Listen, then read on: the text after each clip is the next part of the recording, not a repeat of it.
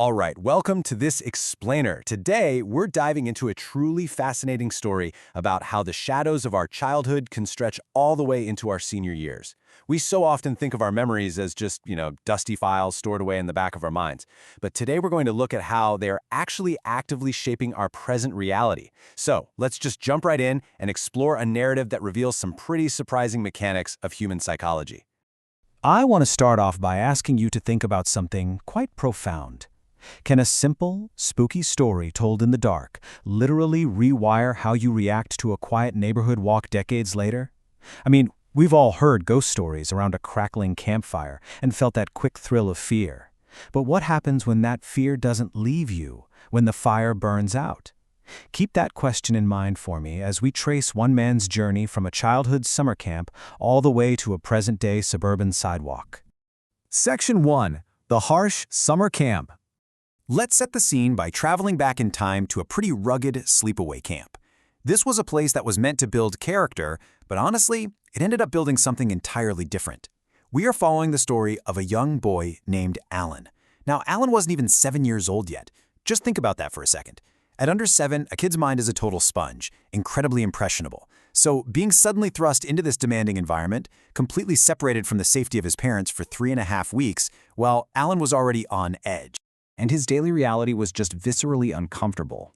We're talking about sleeping on incredibly thin mattresses in bunks that were literally infested with insects. He had to endure these early morning swim lessons, shivering in the frigid waters of the Ottawa River. And if that wasn't enough, mealtimes were this stressful race, because the absolute last campers to finish were punished with dish duty, which, as any former camper knows, is pretty much a fate worse than anything else. It was an exhausting daily grind for a little kid. Section 2. Tales of the Farmhouse. But despite the freezing river water and the looming threat of dish duty, Allan's most vivid memory actually didn't happen in the water or the cafeteria. Notice how his routine was punctuated. Twice a week, right after dinner, the counselors would lead the young campers completely past the safe perimeter of the campground. They'd march them out and sit them down near this old, incredibly dilapidated farmhouse. So inside his 3.5-week stay, this basically became a scheduled, recurring injection of pure dread just as the sun went down. As dusk fell and the shadows got longer, the counselors would spin these incredibly elaborate ghost stories about the family that supposedly used to live there. They claimed that during late-night walks, they could literally hear strange moans, groans, and unsettling laughter echoing from inside the rotting wood of that building. For a boy not even 7, sitting out there in the dark woods, these weren't just stories, they were terrifying realities. So, the crucial point here is the lasting psychological effect this had. Because of those meticulously crafted tales, absolutely none of the young boys ever dared to approach or enter that mysterious building. The counselors successfully implanted a deep, primal fear into young Allan's mind. It was a fear inextricably linked to the dark, to rotting structures, and most importantly, to the vast, terrifying unknown. Section 3. The Suburban Shadow. Now, fast forward several decades. Allan is in his senior years, living a super peaceful life and taking routine evening walks through his neighborhood with his wife. But right on their regular walking route stood a highly localized source of anxiety. It was this imposing 3-story residence with dark shutters, leaded glass windows, and permanently drawn blinds. Allan had lived in the area for over 20 years, and rationally, logically knew it used to be an antique shop.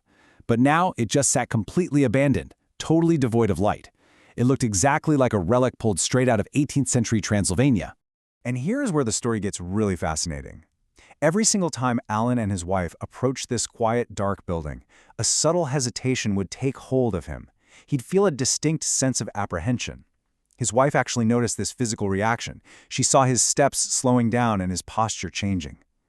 Which begs the question, why in the world did this perfectly mundane, peaceful suburban house cause such an intense, visceral reaction in a grown man? Section 4. Triggers and the Unknown. To understand his reaction, we really have to look under the hood of his psychology. On one hand, you have the dilapidated farmhouse from his childhood, steeped in primal fear. On the other hand, you have the dark, silent suburban house. Without Allan even realizing it, his brain was unconsciously linking the drawn blinds and eerie silence of that suburban house directly back to the mysterious farmhouse from summer camp. Those visual, aesthetic similarities were instantly bridging a gap of decades.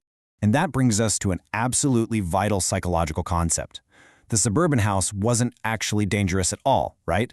Rather, its eerie appearance acted as a really powerful trigger. It was an environmental stimulus involuntarily summoning that exact same campfire dread planted in his mind before he was 7 years old. Actually, scratch that. It wasn't even about ghosts anymore. It was about the fear of what we cannot see and do not understand, the fear of the unknown. Section 5. Embracing life's shadows. When Allan finally realized why he was hesitating on his walks, it gave him this profound perspective on how we all react to uncertainty. Human nature generally craves safety. For those of us who prefer clarity and predictability, which, let's be honest, is most of us, facing ambiguous, dark, or gloomy situations is naturally going to cause discomfort and anxiety. It is a feature of our psychology, not a bug. When we can't see the full picture, our minds just instinctively fill in the blanks with our deepest fears. So, how do we actually deal with this? Well, instead of trying to aggressively eliminate every mysterious or uncomfortable feeling, Allan realized that reaching true emotional maturity involves a deliberate process. First, you have to actually acknowledge those deep-seated fears. You got to name them. Second, you must accept that certain uncertainties in life simply cannot be erased. And finally, step 3, you have to stop running from them and learn to face the unknown with open eyes. And this brings us to the ultimate takeaway from our explainer today. Living a really full, meaningful life doesn't mean finding a way to perfectly banish the dark. It doesn't mean you're never going to feel afraid or uneasy again. It means learning to walk right alongside those lingering shadows, recognizing them for what they are, just echoes of the past, and continuing on your path anyway. So, as we wrap up this journey from a scary summer camp to a quiet suburban sidewalk, I'll leave you with this provocative thought to chew on today. We all have our own abandoned farmhouses in our minds, don't we? We all have triggers that make us hesitate in the dark. So what lingering uncertainties are you still running from today? And how might your life change if you finally decided to walk alongside them?